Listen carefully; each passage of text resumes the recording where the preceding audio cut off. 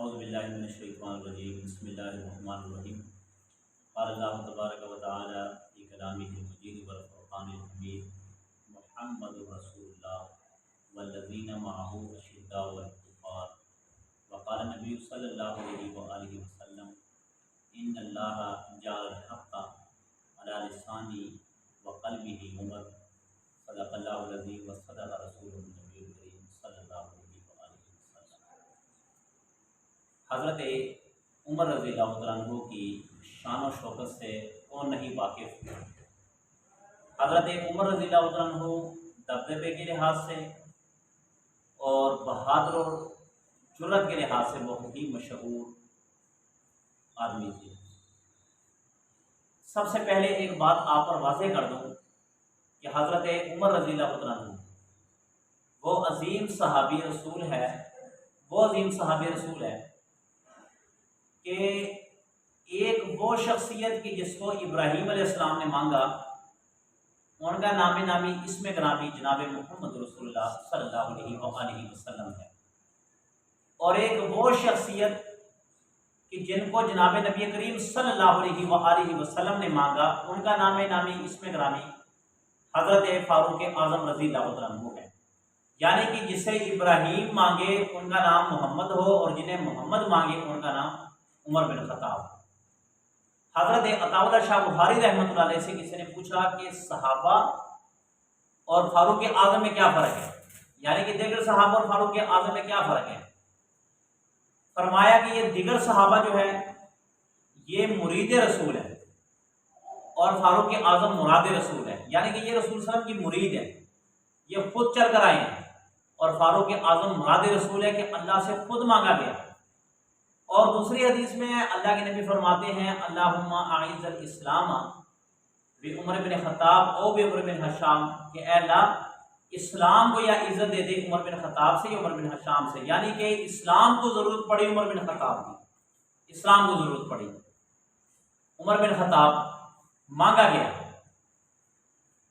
दूसरी बात यह है कि हज़रत फ़ारूक आज़म रज़ियल्लाहु अन्हु वो अजीम सहाबी कि जिनकी शहादत यकम मुहर्रम और हराम को हुई है। एक फितनाबाज, एक फितना फरवर मौलवी कि जो मौलवियत के नाम पर दाग है, बल्कि अंदर से इब्लीस है, कि जिसका नाम मिर्ज़ा जेलवी है, मिर्ज़ा जहनवी है।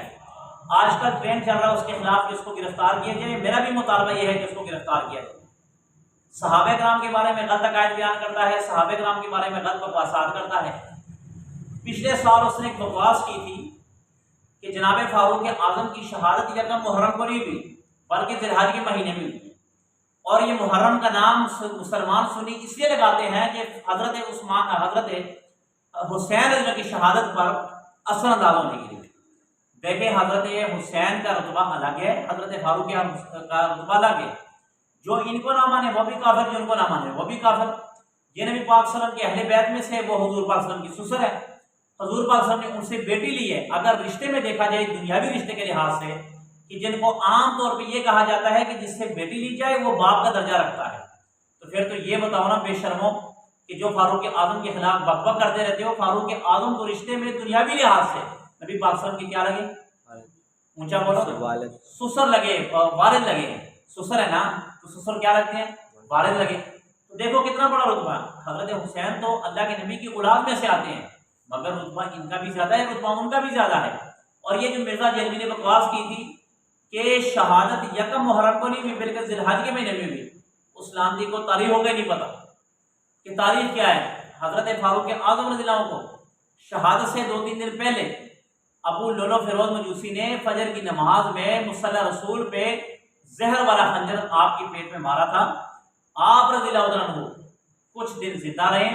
उसके बाद फारूक आज़म यकम मुहर्रम अल हराम को आपकी शहादत हुई और आप अपने हाल के हकीके से जा मिले और रसूल अकरम सल्लल्लाहु अलैहि वसल्लम के आप बाएं तरफ मदफून। ये फारूक आज़म की तारीफ किसको याद नहीं। अगर वो लांती ये बात करता है कि फारूक आज़म की शहादत हज़रत हुसैन पर नसरअंदाज होने के लिए, भाई ये बात गलत है।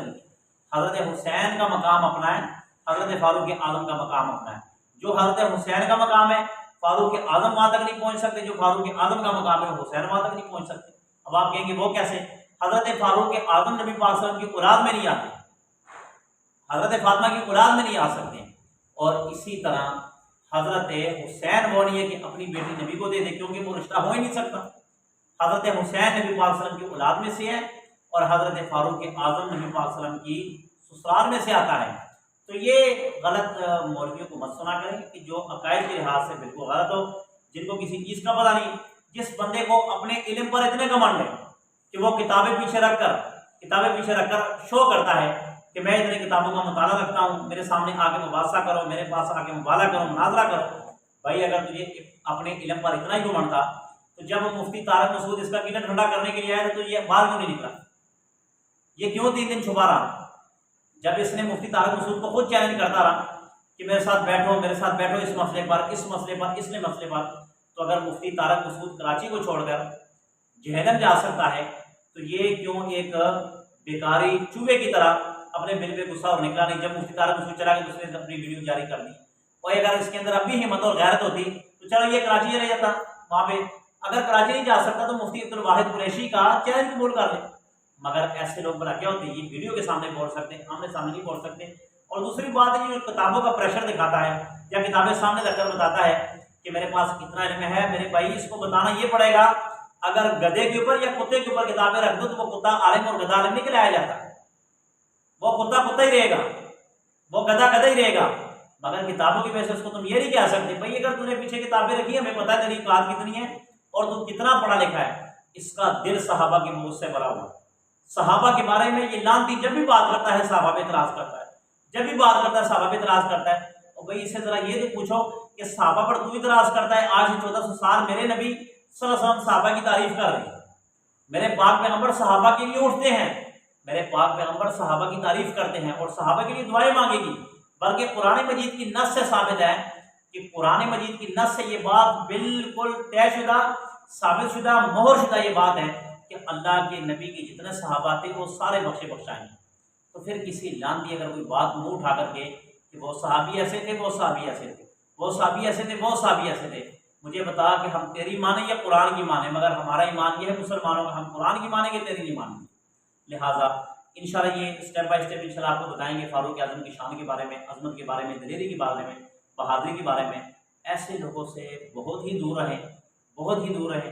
याद रखना, ऐसे लोगों को साथ मिलाना, ये इनकी बयान सुनना, मैं कहता हूँ मौत आ जाए वो बारे में है मगर इनके बयान सुनना बारे में नहीं है। क्यों? अगर मौत आ जाए कम से कम मुसलमानों की तो मरेंगे ना।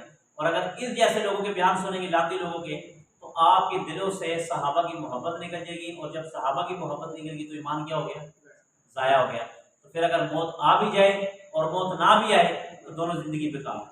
क्योंकि जब इंसान के सीने के अंदर ईमान ही नहीं है तो फिर उस इंसान को जीने का हक ही कोई नहीं है हमारे मुसलमानों के लिए। अल्लाह से दुआ है कि अल्लाह ताला हमें फारूक आज़म की शान और शौकत बयान करने की